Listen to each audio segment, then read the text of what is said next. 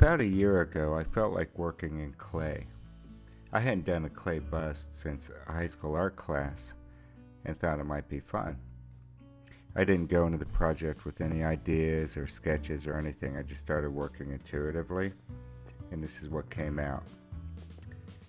As the piece progressed, it took on this primitive American Indian quality, and I affectionately started referring to it as Tecumseh. When I felt like doing another clay sculpture, I thought it might be nice to research the real Tecumseh and do the actual and do his bust. So when I go into a project like this, I try to do as much research as I can, and I learned all about his life and searched for imagery of him, and found that Tecumseh had never posed for a portrait like his brother Tenskwatawa and several other Shawnee chiefs had. So I was able to find their pictures, but I couldn't find anything on Tecumseh. There were some sketches and illustrations and paintings that had been done of him after his death, and by artists who had never seen him. And these depictions looked too European to me. And they would show him in a British officer's uniform, military uniform, and that was just such a small part of his story,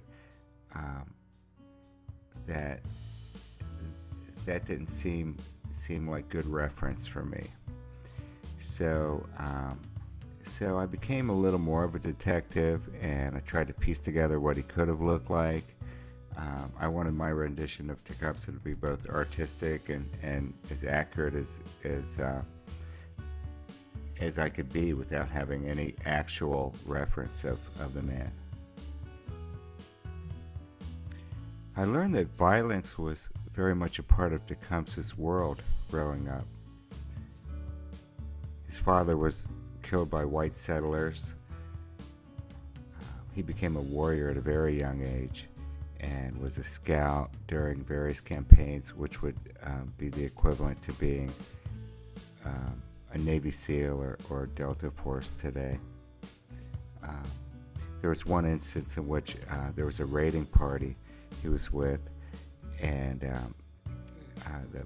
rest of the warriors were retreating, and Tecumseh continued on his own, harassing and stealing the enemy's horses. And acts like this gained respect and grew his reputation, setting him apart as a leader.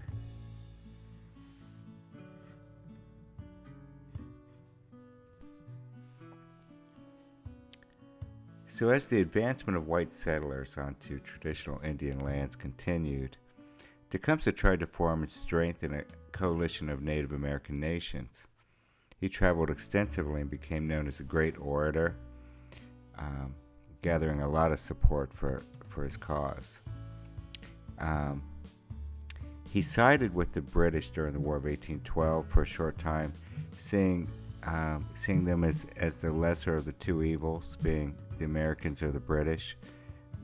The British did have a much better track record regarding honoring treaties made with lands they had colonized.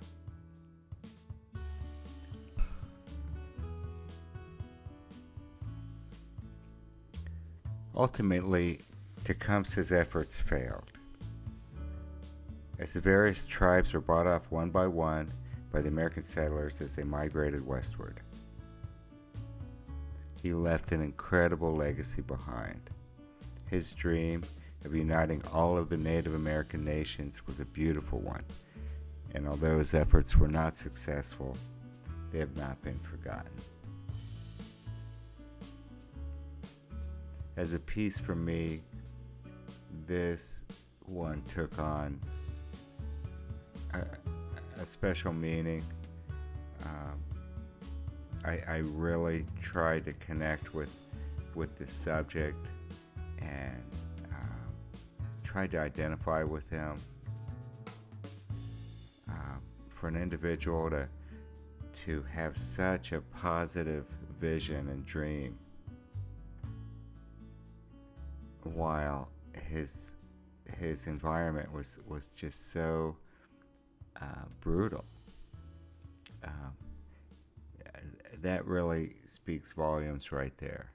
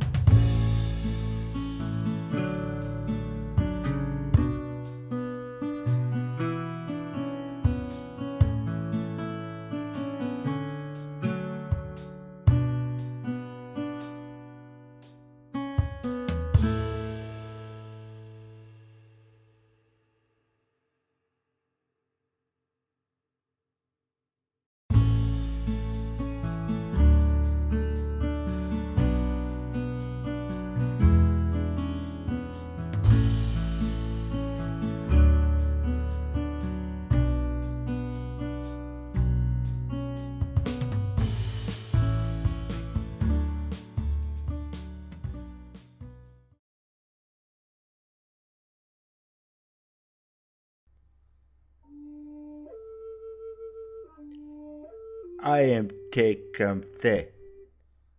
My people are Shawnee. We are from the Ohio.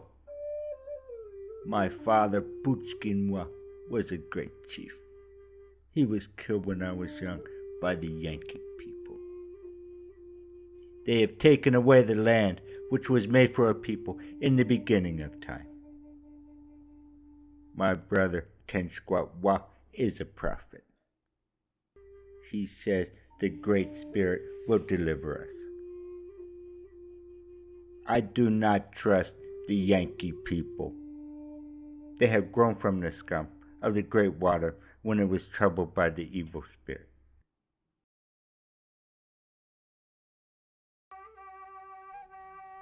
Let us form one heart to defend the lands of the graves of our fathers. A single twig breaks, but the bundle of twigs is strong. Live your life that the fear of death can never enter your heart. Prepare a noble death song for the day when you go over the great divide.